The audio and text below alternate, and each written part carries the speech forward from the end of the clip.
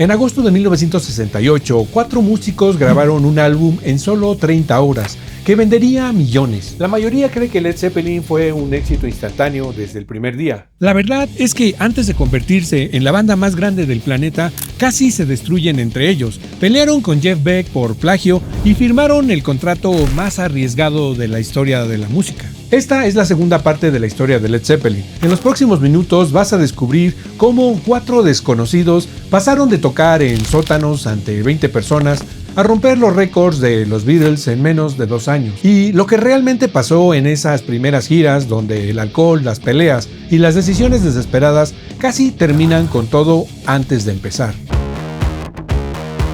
Agosto de 1968, Jimmy Page tenía un problema enorme. Acababa de formar una banda con 3 músicos que nadie conocía.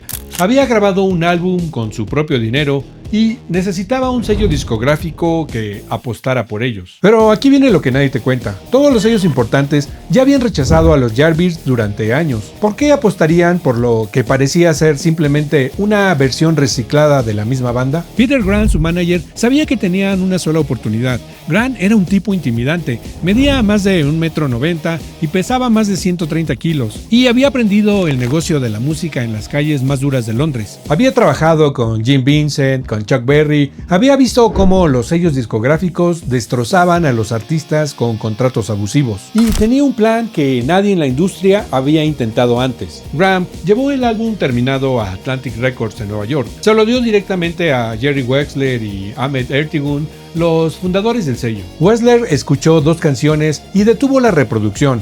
Miró a Grant y le dijo: ¿cuánto quieres? Grant no estaba ahí para negociar un contrato normal.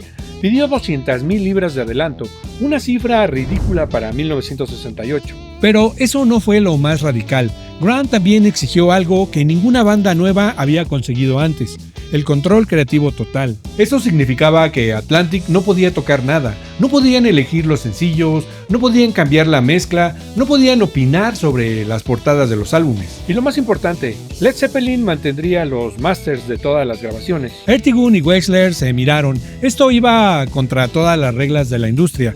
Los sellos controlaban los masters porque ahí es donde estaba el dinero real. Pero Wexler había escuchado suficiente para saber que esta banda era diferente.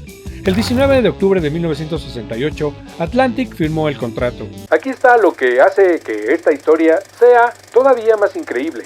Atlantic ni siquiera escuchó el álbum completo antes de firmar. No hubo reuniones, no hubo análisis de mercado, solo 2 tipos que confiaron en sus oídos. Y Grant había conseguido lo imposible. Había convertido a 4 desconocidos en los dueños de su propio destino. Lo que Grant no sabía es que ese contrato también significaba que Led Zeppelin tendría que responder por cada decisión catastrófica que estaban a punto de tomar. Y créeme, estaban a punto de tomar muchas. Retrocedamos unas semanas, septiembre de 1968, Olympic Studios en Barnes, Londres. Los 4 miembros de la banda entraron al estudio con un presupuesto de 1,782 libras. Eso es todo lo que tenían. Para que tengas contexto, los Beatles gastaban decenas de miles de libras y meses enteros para un solo álbum. Led Zeppelin tenía que grabar su álbum debut completo en el tiempo que a otras bandas les toma grabar solo una canción. Jimmy Page ya había producido antes, conocía cada truco del estudio, cada forma de ahorrar tiempo y dinero. La estrategia era simple pero brutal: ensayar hasta que las canciones fueran perfectas, entrar al estudio y grabar cada tema en no más de 2 o 3 tomas. Glyn Johns era el ingeniero. Años después recordaría esas sesiones como algo que nunca había visto. Entraban, tocaban la canción una vez para probar los niveles y en la segunda toma ya estaba lista. No había sobregrabaciones infinitas, no había correcciones con cinta adhesiva. Lo que escuchabas en ese primer álbum es básicamente la banda tocando en vivo en el estudio. Pero había un problema. Jimmy quería un sonido que nadie había logrado capturar antes en una grabación. Quería que sonara como si estuvieras parado enfrente de los amplificadores durante un concierto. Quería que te golpeara en el pecho. La mayoría de los ingenieros en 1968 trataban de controlar el volumen, de limitar la distorsión, de limpiar el sonido. Jimmy hizo exactamente lo opuesto. Subió los amplificadores hasta que las lámparas empezaron a vibrar. Puso los micrófonos más cerca de los parlantes de lo que cualquier ingeniero consideraba seguro. En How Many More Times puedes escuchar cómo los amplificadores están al borde del colapso. No es un efecto de postproducción. Así es como sonaban en ese cuarto. La batería de Bonzo fue grabada con solo 4 micrófonos, pero esos 4 micrófonos captaron algo que nadie había logrado antes. La sensación física de estar cerca de un baterista que golpea como si quisiera destruir su batería. Hay una historia que Jones cuenta sobre Good Times, Bad Times. Bonzo estaba tocando un patrón de bombo que parecía imposible. John Paul Jones pensó que estaba usando doble pedal. Se acercó durante una pausa, miró debajo del kit y Bonzo solo tenía un pedal. Lo estaba haciendo todo con un solo pie. John Paul Jones se volteó hacia Jimmy y le dijo: "Este tipo no es normal". Y tenía razón, Bonzo no era normal. Cuando tocaba, las baquetas se astillaban, los parches se rompían, las bases del kit se movían por el piso. 3 semanas después, el álbum estaba terminado. 30 horas totales de grabación distribuidas en ese tiempo. Jimmy lo mezcló en su casa en Blackburn, usando 2 altavoces caseros, porque quería asegurarse de que sonara bien en cualquier sistema de sonido. Pero había una canción en ese álbum que nadie anticipó que se convertiría en el mapa del heavy metal. Communication Breakdown duraba apenas 2 minutos y medio. Era corta, directa, brutal. El riff era simple, casi primitivo. 3 acordes tocados a velocidad furiosa, pero la forma en la que estaba ejecutado era revolucionaria. Jimmy tocó ese riff con tanta precisión y tanta agresión que creó un template, un modelo que todas las bandas de heavy metal que vinieron después copiarían. El término heavy metal ni siquiera existía realmente en el 68. William Burroughs lo había usado en su novela The Soft Machine para describir a los adictos. Stephen Wall le dio un guiño musical en Born to Be Wild. Pero Communication Breakdown fue la canción que definió musicalmente lo que el heavy metal significaría. Jimmy odiaba ese término. Lo llamaba una expresión bastarda. Insistía en que Led Zeppelin era básicamente una banda de hard rock. Pero no importaba cómo él lo llamara. Esa canción había abierto una puerta que nunca se cerraría. Y cuando Atlantic finalmente escuchó el álbum completo, después de haber firmado el contrato, Ahmet llamó a Grant y le dijo una sola palabra: magnífico. Pero nada de esto significaría algo si la gente no escuchaba el disco. Y aquí es donde la historia se pone interesante. 26 de diciembre de 1968, Denver Auditorium, en Colorado. Led Zeppelin estaba a punto de tocar su primer concierto en Estados Unidos. Eran la banda abridora de Vanilla Fudge, una banda que en ese momento era mucho más famosa que ellos. El álbum todavía no salía a la venta. Nadie en esa arena sabía quiénes eran. No habían escuchado ni una sola canción. Pero Jimmy Page tenía un plan, y ese plan involucraba volumen.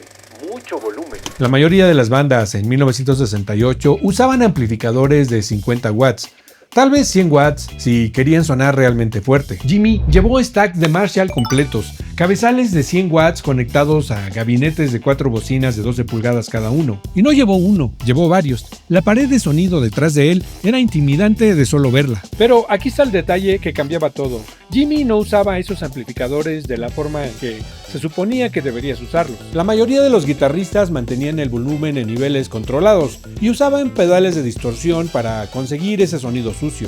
Jimmy hacía lo opuesto, subía a los Marshall hasta el punto donde las válvulas empezaban a saturar naturalmente. Esa saturación natural de las válvulas al máximo volumen creaba un tipo de distorsión que ningún pedal podía replicar. Era cálida, orgánica, respondía a cada matiz de cómo tocabas la guitarra. Si la tocaba suave, se limpiaba. Si atacaba las cuerdas, explotaba. Y Bonzo tenía su propia artillería, un kit Ludwig masivo con un bombo de 26 pulgadas. Para que tengas contexto, la mayoría de los bateristas usaban bombos de 20 o 22 pulgadas. El bombo de Bonzo era monstruoso. Y lo afinaba bajo, tan bajo que cuando lo golpeaba sentías el aire moverse en tu pecho. No era solo sonido, era presión física, era algo que tu cuerpo experimentaba. Esa noche en Denver, cuando Led Zeppelin subió al escenario, la gente no sabía qué esperar. Empezaron con Train Keep a Rolling, una canción que habían heredado de los Yardbirds, pero que ahora sonaba como algo completamente diferente. El volumen era tan alto que la gente en las primeras filas sentía el viento de los amplificadores golpeándoles la cara. Y no era solo volumen por volumen, era volumen con claridad. Podrías escuchar cada nota, cada matiz. incluso a ese nivel de decibeles insano. Esa era la genialidad del setup de Jimmy. Otros guitarristas solo subían el volumen y todo se convertía en barro sónico. Jimmy había encontrado el punto exacto donde el volumen extremo y la claridad coexistían. Nadie había visto algo parecido. Nadie había sentido nada igual. Barry Fey, el promotor de Denver, fue al backstage después del show. Miró a Peter Grant y le dijo: estos tipos no pueden ser los abridores. Es injusto para la banda principal. Grant sonrió. Ese era exactamente el efecto que buscaba. Al día siguiente, Vanilla Fudge les pidió que redujeran el volumen o que acortaran el set. Led Zeppelin era tan abrumador que estaban haciendo que los headliners se vieran mal. Grant se negó. Les dijo: tocan el set completo al volumen que quieran. Si no les gusta, que toquen mejor. Y así comenzó el patrón que definiría sus primeras giras. Led Zeppelin destrozaba a quienes fueran que tuvieran que tocar después de ellos. En 3 semanas pasaron de abrirle a las bandas a headliners. En 2 meses eran los headliners principales. Y todo empezó esa noche en Denver, con esos Marshalls a todo volumen y el bombo de 26 pulgadas de Bonzo sacudiendo los cimientos del edificio. Habían encontrado su arma secreta: volumen con intención, potencia con precisión. Y cuando el álbum finalmente salió en enero, toda esa gente que los había visto en vivo corrió a comprar el álbum, porque querían capturar, aunque fuera una fracción de lo que habían experimentado en esa noche. Antes de que el álbum saliera a la venta, Jimmy le dio una copia a Jeff Beck. Beck había sido el compañero de Jimmy Page en los Yardbirds. Habían sido amigos durante años. Jimmy confiaba en él. Lo que sucedió después casi destruye su amistad para siempre. Beck puso el disco. La primera canción que escuchó fue You Shook Me. Se quedó helado. Esa era la canción que él había grabado 3 meses antes para su álbum Truth. Era el tema central de su disco, su versión definitiva de ese clásico del blues. Beck apagó el tocadiscos, miró a Peter Grant y le preguntó: ok, ahora ¿dónde está el álbum real? Beck no lo podía creer. Pensó que era una broma de mal gusto. Pero no era una broma. You Shook Me era la segunda canción de Led Zeppelin, la versión que millones de personas iban a escuchar. Beck explotó, le gritó a Jimmy que esto era un insulto, una puñalada por la espalda, una traición imperdonable. Pero aquí está el detalle que nadie menciona. John Paul Jones había tocado el órgano en la versión de Beck. Él sabía perfectamente que Beck acababa de grabar esa canción y nunca le dijo nada a Jimmy. Jimmy siempre insistió que fue un accidente total, que él había elegido esa canción meses antes, que nunca escuchó el álbum de Beck antes de grabar la suya. Pero Beck no le creyó, y puedes entenderlo porque Jimmy había visto al grupo de Jeff Beck tocar You Shook Me en vivo muchas veces durante la gira en Norteamérica. La verdad probable es más complicada. Jimmy y Jeff siempre habían sido competitivos, desde adolescentes en Surrey. Los dos habían competido por ser el mejor guitarrista. En los Yardbirds se habían turnado el rol protagónico. Cuando Jimmy tocaba el solo, Jeff retrocedía. Cuando Jeff tocaba, Jimmy lo acompañaba. Pero ahora los dos tenían sus propias bandas, y los dos querían demostrar quién era el mejor. Jeff Beck Groove era brillante, pero inestable. Rod Stewart y Johnny Good eran talentosos, pero no encajaban con Beck de la misma forma que Plant, Bonzo y Jones encajaban con Jimmy. Led Zeppelin era un paquete completo, y Truth, a pesar de ser un gran álbum, había llegado primero solo por unos meses, y ahora iba a ser eclipsado. La relación entre Jimmy y Jeff nunca volvió a ser la misma. Pasarían décadas antes de que hablaran con normalidad. Pero en ese momento, a finales de 1968, a Jimmy no le importaba. Tenía un álbum que estaba a punto de salir y estaba seguro de que iba a explotar. Lo que no esperaba era que la prensa de rock lo destrozara. El 12 de enero de 1969, el disco de Led Zeppelin salió a la venta en Estados Unidos. Pero antes de hablar de las reseñas, necesitas entender cómo llegaron a esa portada. Jimmy tenía una idea clara de lo que quería. Quería algo que representara poder, peligro y destrucción espectacular. El nombre de Led Zeppelin había venido de una broma de Kid Moon. La idea era que el proyecto iba a caer como un Zeppelin de plomo. Jimmy decidió tomar esa imagen literalmente. Si iban a llamarse Led Zeppelin, la portada tenía que mostrar a un Zeppelin. Pero no un Zeppelin flotando pacíficamente en el cielo, un Zeppelin en llamas, un Zeppelin destruyéndose. Encontraron la foto perfecta, el Hindenburg explotando en Lakehurst, Nueva Jersey, en 1937. Era una de las imágenes más dramáticas del siglo XX. Ese dirigible masivo, envuelto en fuego, cayendo del cielo mientras la gente corría despavorida. George Hardy fue el diseñador que trabajó la imagen. La manipuló, la contrastó, la convirtió en algo que parecía sacado de una pesadilla. El simbolismo era obvio pero efectivo. Esto no era música segura. Esto iba a explotar. Esto iba a ser catastrófico. Y cuando Atlantic vio la portada, supieron que estaban ante algo diferente. Las bandas de rock no usaban imágenes de desastres reales para sus portadas, pero Led Zeppelin no era una banda de rock normal. Pero la primera reseña importante, la de Rolling Stone, fue como un golpe en el estómago. El crítico destrozó el álbum completamente. Escribió que la banda estaba malgastando su evidente habilidad técnica en canciones que no merecían la pena. Dijo que el álbum sonaba derivativo, que no aportaba nada nuevo, que era solo una copia inferior de lo que ya existía. Y luego llegó la comparación que más les dolió. El reseñador señaló que el disco les recordaba tristemente a Truth, el álbum de Jeff Beck. Otra vez Jeff Beck, otra vez ese álbum que los perseguía como un fantasma. Chris Charlesworth, periodista de rock, lo resumió años después. Ese álbum atormenta a Jimmy. Truth era la obra maestra imperfecta que le había ganado por un par de meses, y la gente siempre comparaba el primer disco de Zeppelin con Truth. Y no era solo Rolling Stone, la mayoría de la prensa del rock los ignoró o los atacó. Aquí está lo que nadie entendía en ese momento. Los críticos de rock no decidían qué banda tenía éxito. Ya no. Peter Grant lo vio claro. Había pasado años en la carretera con los Animals, con Jeff Beck. Había visto cómo funcionaba el nuevo ecosistema musical. Grant tomó una decisión radical. Led Zeppelin iba a ignorar completamente a la prensa musical. Las estaciones de FM eran la nueva fuerza.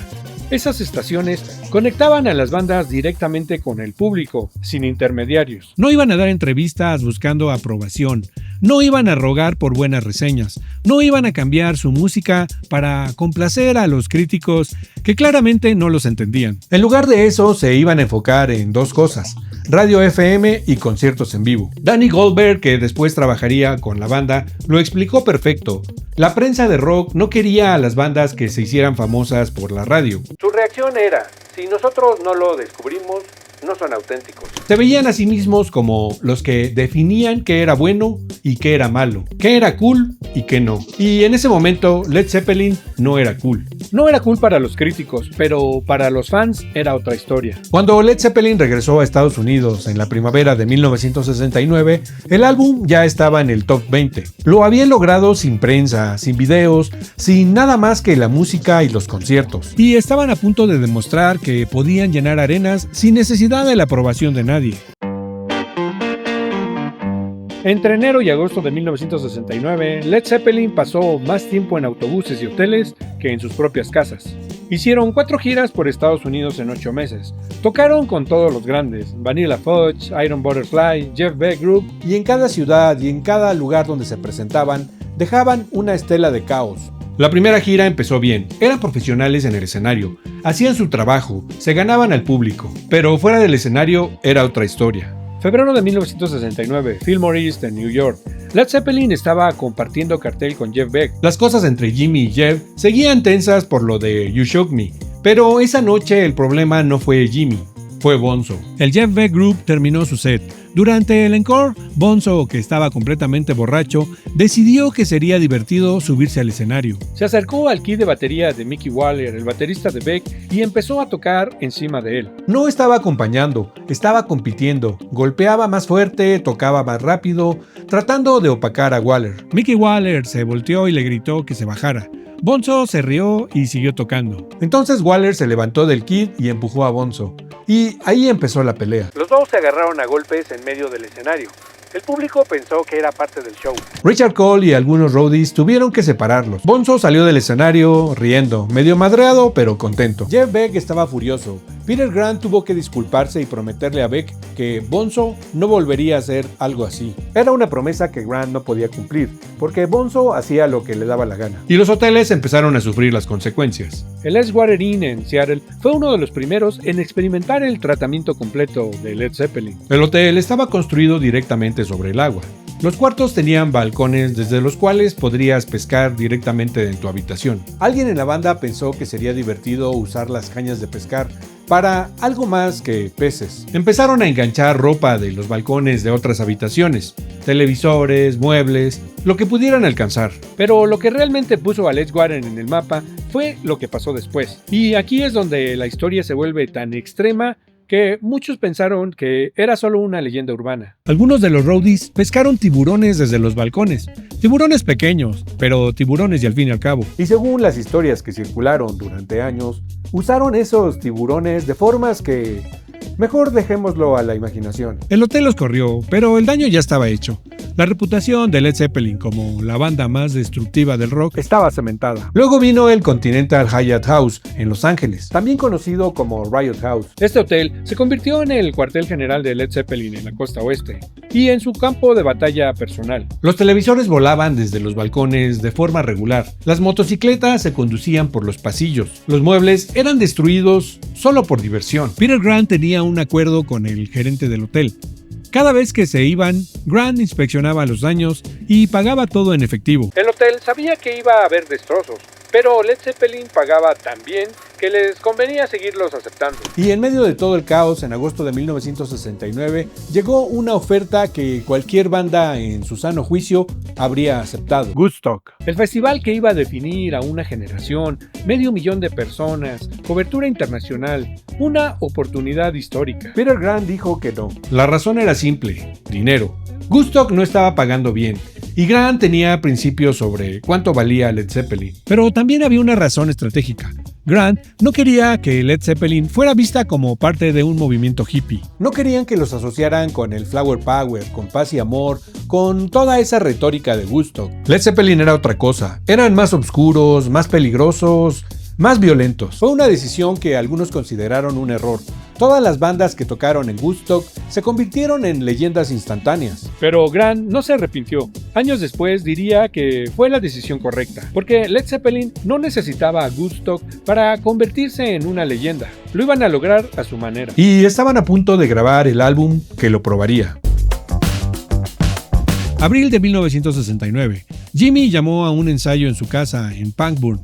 Tenía un riff que había estado guardado por casi un año. Un riff que había nacido durante las últimas sesiones de los Yardbirds, pero que nunca encontró su lugar. Le mostró el riff a la banda. Bonzo lo escuchó una vez y empezó a golpear ese patrón de batería que ahora todo el mundo conoce. Jones agregó esa línea de bajo que se arrastra como algo vivo, y Plant improvisó la melodía vocal en el momento. Whole Lotta Love se armó en una sola tarde, pero grabarla fue otra historia. Querían que la sección intermedia fuera un viaje psicodélico, algo que nunca nadie había escuchado antes en una canción de rock. Jimmy usó un theremin, ese instrumento electrónico que toca sin tocarlo, moviendo las manos cerca de las antenas. Eddie Kramer, el ingeniero, recordaba cómo Jimmy experimentaba con cada efecto disponible: delays, reverbs, ecos.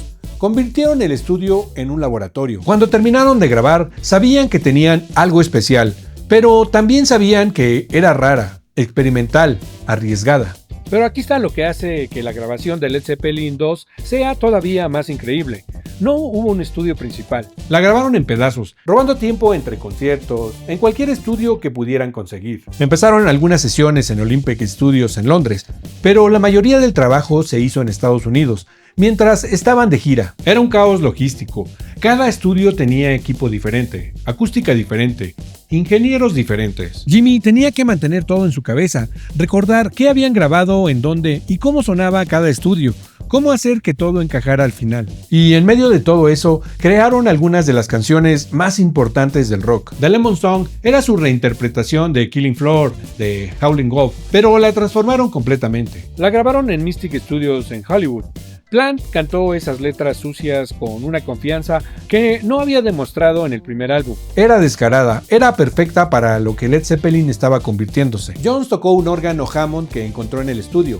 Le dio a la canción ese groove pesado casi funky. Y luego estaba Moby Dick. Esta canción tenía historia. Jimmy la había tocado años atrás cuando era adolescente en sus primeras bandas. En ese entonces la llamaba diferente. Era solo un instrumental que usaba para presumir su técnica. Pero cuando Bonzo se unió a Led Zeppelin, Jimmy supo exactamente qué hacer con ella. Moby Dick se convirtió en el showcase de Bonzo, el momento en cada concierto donde él podía demostrar que era el mejor. La versión del álbum dura 4 minutos y medio, pero en vivo Bonzo extendía su solo de batería a 15 y hasta 20 minutos. No usaba solo las baquetas, usaba sus manos desnudas golpeando los tambores hasta que le sangraban los nudillos. La grabaron en Mirror Sound en Los Ángeles. Jimmy quería capturar la potencia bruta de Bonzo, así que usaron compresión mínima. Lo que escuchas en el disco es básicamente cómo Bonzo sonaba en vivo, sin trucos, sin sobregrabaciones. Solo un baterista tocando como si quisiera destruir su propio kit. El álbum se terminó de mezclar en agosto de 1969.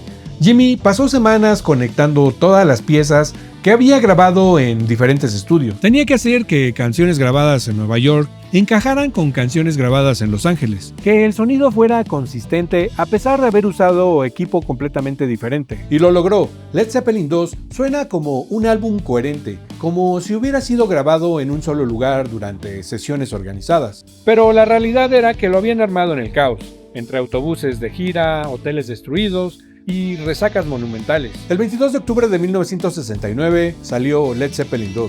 La portada era otro golpe de genio visual. Mostraba a un Zeppelin en vuelo, pero con un truco. Si mirabas de cerca los rostros de los 4 miembros de la banda, habían sido insertados donde originalmente estaban los pilotos de la aeronave. Era sutil pero brillante. David Juniper fue quien diseñó la portada. Tomó una foto antigua de un Zeppelin y la manipuló con las caras de la banda. Era el simbolismo perfecto. Led Zeppelin ya no era solo el nombre de una banda, era una nave que ellos controlaban completamente. Y esa nave estaba a punto de conquistar el mundo. El álbum fue directo al número 1, desplazando a Abbey Road de los Beatles de la cima de las listas de popularidad de Estados Unidos y del Reino Unido. En la primera semana vendió más de 500,000 de copias, solo en Estados Unidos. Para finales de 1969 había vendido más de 1,000,000. Pero las cifras reales eran aún más impresionantes a nivel global. En Alemania alcanzó el número 2, en Australia y Canadá el número 1. En Francia, Japón, Italia y todos los mercados importantes, el Led Zeppelin II arrasó. Para 1970, el álbum había vendido más de 4 millones de copias en todo el mundo. Era el disco de rock más vendido del año. Y no había videos musicales, no había promoción en televisión, no había una estrategia de marketing elaborada. Whole Lotta Love se convirtió en un himno instantáneo. Las estaciones de radio la pusieron en rotación constante a pesar de su duración de 5 minutos y medio. Y entonces Atlantic Records cometió el error que casi destruye su relación con la banda. Sin consultarle a nadie, sin pedirle permiso a Grant o a Jimmy, Atlantic editó una versión corta de Whole Lotta Love como sencillo. Cortaron toda la sección psicodélica del medio. Redujeron la canción de 5 minutos y medio a 3 minutos y 10 segundos. Y funcionó comercialmente. El sencillo llegó al número 4 en el Billboard Hot 100. Pero Jimmy y Grant estaban furiosos. Esto violaba completamente el contrato. Ellos tenían el control creativo total. Atlantic no podía editar nada sin su aprobación. Grant llamó a Ahmet Ertegun y le dejó claro que esto nunca volvería a pasar. Ertegun se disculpó, pero el daño estaba hecho. La confianza se había roto. A partir de ese momento, Led Zeppelin nunca lanzó otro sencillo en el Reino Unido. En Estados Unidos solo lanzaron algunos por obligación contractual, pero sin el apoyo de la banda. Grant convirtió esa política en parte de la mística de Led Zeppelin. Si querías escuchar sus canciones, tendrías que comprar el álbum completo. No iban a permitir que las estaciones de radio dictaran qué canciones eran importantes. Los fans tendrían que descubrirlo por sí mismos. Y funcionó, tal vez mejor de lo que nadie esperaba. Led Zeppelin II eventualmente vendería más de 12 millones de copias, solo en Estados Unidos. A nivel mundial, la cifra superó los 23 millones. Era uno de los álbumes más vendidos de todos los tiempos. Y lo habían grabado en pedazos, entre giras, en estudios diferentes, en medio del caos total. No había reglas, no había plan maestro. Solo 4 tipos tocando tan fuerte y tan bien como podían. Y el mundo entero estaba escuchando.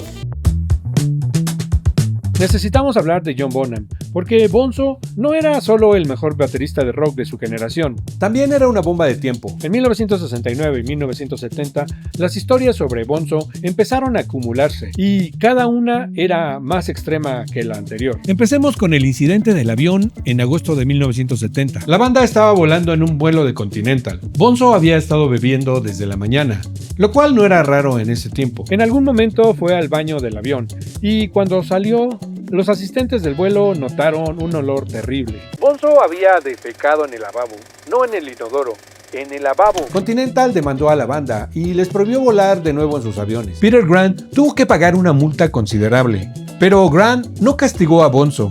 En su mente, esto era parte del paquete, y las historias solo empeoraban. En Francia, durante un concierto en Nantes, Bonzo decidió que la comida del catering no era lo suficientemente buena. Así que agarró un mazo y destrozó 3 trailers de producción completamente. Los dejó irreconocibles. Benoît Gautier, el ejecutivo de Atlantic en Francia, empezó a llamarlo la bestia. Pero Gautier estaba al límite, porque unos días antes, conduciendo de Lyon a Nantes, Bonzo había secuestrado su Volvo. Bonzo estaba borracho, agarró las llaves del coche de Gautier y empezó a manejar como loco por toda la autopista A6, casi chocando con el tráfico que venía en dirección contraria. Cuando la policía los empezó a perseguir, Bonzo y los roadies decidieron que sería divertido desmantelar el coche.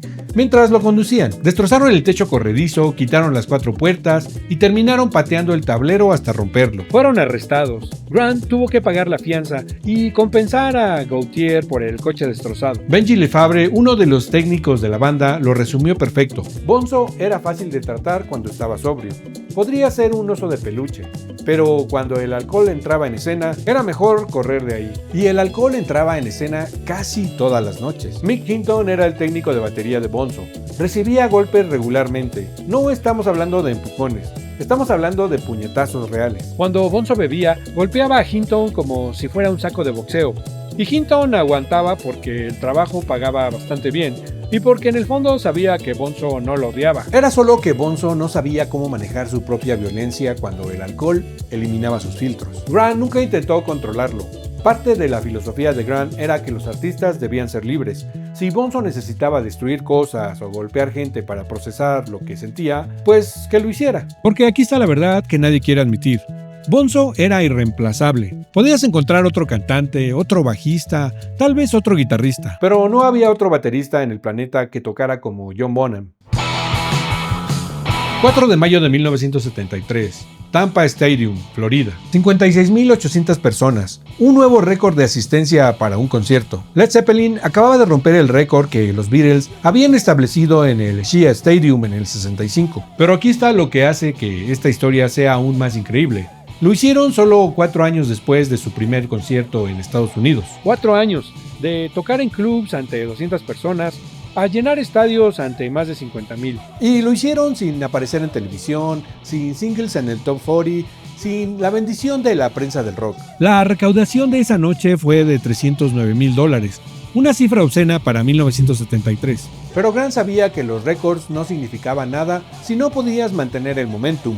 Y para mantener el momentum necesitaban seguir girando, seguir grabando, seguir siendo relevantes. El problema es que giras de ese tamaño tienen un costo que no aparece en ningún balance financiero. El costo físico, el costo mental, el costo en relaciones personales, en la conducta, en salud.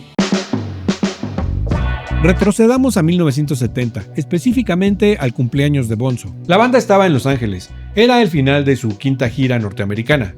Habían tocado casi todos los días durante meses. Y Bonzo estaba celebrando, lo cual significaba que las cosas iban a romperse y gente iba a terminar mojada. La noche anterior al show, Bonzo había ido a una fiesta de prensa para una banda llamada Yo-Yo Gone. En el lobby del teatro había una exposición de arte. Bonzo le preguntó al manager del teatro cuánto valía una de las pinturas enmarcadas. El manager dijo, $150. Bonzo agarró la pintura y se la estrelló en la cabeza al manager. Luego tiró suficiente efectivo para cubrir el costo y se fue. Eso era solo el calentamiento. Para su cumpleaños real, Richard Cole, el road manager, le regaló una motocicleta nueva. Bonzo y Richard empezaron a conducirla por los pasillos del piso 11 del Hyatt House. Destrozaron la alfombra, dejaron marcas en las paredes. Cuando la novedad de la moto se acabó, empezaron a tirar televisores y muebles desde el balcón. 11 pisos de altura, los televisiones explotaban en la calle, los muebles se hacían pedazos en la banqueta. Robert Plant después diría bromeando en el escenario,